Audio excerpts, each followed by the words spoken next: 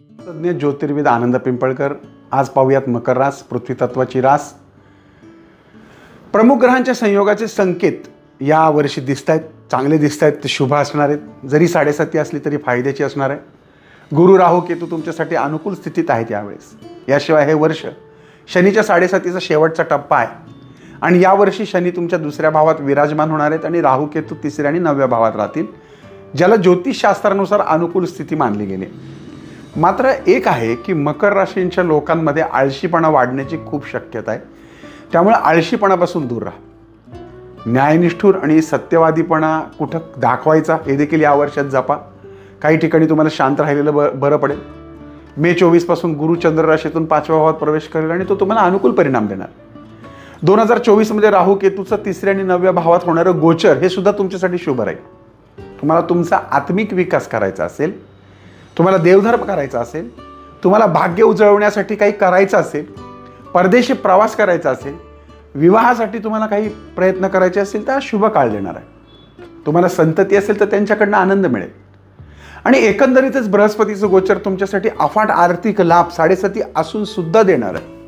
पैशाची बचत होईल, संपत्तीचा संचय होईल, चांगलं आरोग्य राहील आणि नवीन करिअरच्या दृष्टीने 2024 या कालावधीमध्ये तुम्हाला निश्चितच फायदा होणार आहे, अनुकूल असणार आहे. आपण नेहमी म्हणतो की 7.5 ही प्रत्येक वेळेस वाईटच जाते का? अजिबात नाही. 7.5 फायद्याची जाते. मात्र एकच आहे की 7.5मध्ये शनी महाराजांची केलेली उपासना हे तुमचं जीवन बदलवू शकते. आणि मकर म्हटलं की अर्थातच हा शनी हा मंद ग्रह असल्यामुळं जीवनात घडणाऱ्या घटना या देखील मंदपणे होतात. मराठीमध्ये एक आहे गोष्ट, ते म्हणजे लेट होतं पण थेट होतं. तशा पद्धतीच्या घटना या कालावधीत घडतील. जमीन जुमला खरेदी करायचा आहे, निश्चित लाभकारक काळ आहे. परदेशी जायच्या संधी, अभ्यासामध्ये सुद्धा प्रगती तुम्हाला होईल. ज्या मंडळींना स्थलांतर करायचं म्हणजे घर बदलायचं आहे त्यांच्यासाठी हा काळ थोडासा कष्टाचा राहील. सहजासहजी घर बदललं जाणार नाही, पण जुनं घर विकून तुम्हाला जर नवीन घर घ्यायचं असेल तर ते होईल. जुनी गाडी विकून नवीन गाडी घ्यायची असेल तर ती देखील होईल. मैत्री संबंधामध्ये तुम्हाला असं वाटेल की यार असं की दुनिया स्वार्थी आहे, यांचा काही उपयोग नाही. पण असं नाही आहे, जग सगळं स्वार्थी आहे. त्या मित्रांमध्ये स्वार्थी जगामध्ये आपणही येतो.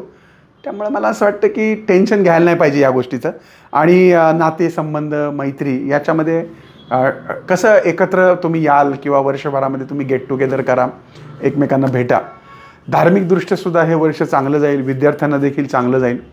7.5 असली तरीसुद्धा हे वर्ष चांगलं जाणार आहे. त्यामुळे मला असं वाटतं की मकर राशीमध्ये या व्यतिरिक्त वेगळं सांगण्यासारखं असं या वर्षभरात काही नाही. फक्त वर्षभरामध्ये पायाची काळजी घ्या आणि घरामध्ये खूप वयस्कर व्यक्ती असतील तर त्यांच्या बाबतीत थोड्या विरहाच्या घटना किंवा त्यांचं आजारपण यामुळे तुम्ही थोडेसे त्रस्त असू शकता. थोडासा पैसा त्यावर जाईल पण पैसा येईलसुद्धा, त्यामुळे काळजी करायचं कारण नाही. बाकी तुमचे टॅक्सेस वगैरे थकले असतील तर ते थोडेसे मागं लागू शकतात, त्यामुळे ते पण क्लिअर करायचे तुम्ही मागं लागा. तर एकंदरीतच ह्या वर्षभराचं भविष्य मी तुम्हाला सांगितलं. 12 राशीची लोकं ही स्वभावाने कशी असतात हे तुम्हाला चित्रपटाच्या माध्यमातून बघायचं असेल तर ॲमेझॉन प्राईमवरती माझा माझ्या राशीला हा चित्रपट आलेला आहे. तुम्ही जरूर ॲमेझॉन प्राईम व्हिडिओवर जा आणि आलंय माझ्या राशीला इंग्रजीत टाईप करा. तुम्हाला 12 राशींच्या गमती जमती चित्रपटाच्या माध्यमातून, मल्टीस्टारर चित्रपट आहे, त्या माध्यमातून तुम्हाला पाहायला मिळतील.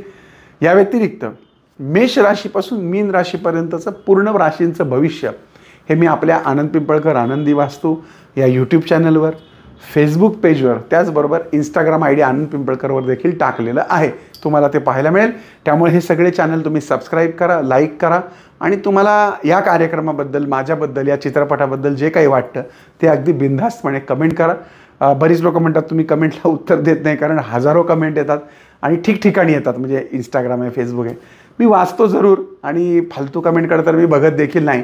त्यामुळं तुम्ही मला सजेशन देणाऱ्या कमेंट निश्चित करू शकता, कारण तुम्ही न्यायी आहात. त्यामुळं तुमचं मार्गदर्शन किंवा कार्यक्रमाबद्दलची तुमची मतं ही निश्चितच माझ्यासाठी हितकारी ठरतील. बाकी तुम्हाला नवीन वर्षाच्या खूप साऱ्या शुभेच्छा. पुन्हा भेटूयात पुढच्या भागाचा. तोपर्यंत तुमच्या आनंद पिंपळकरचा तुम्हाला ओम साई.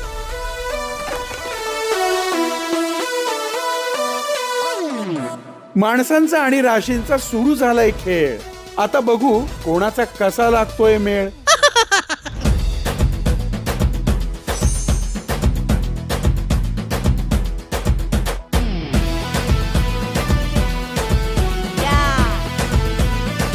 आमचा रुबाब अजून तसाच आहे म्हणा. पाठक इज इक्वल टू शिस्त की हे सगळं माझ्या राशीला का?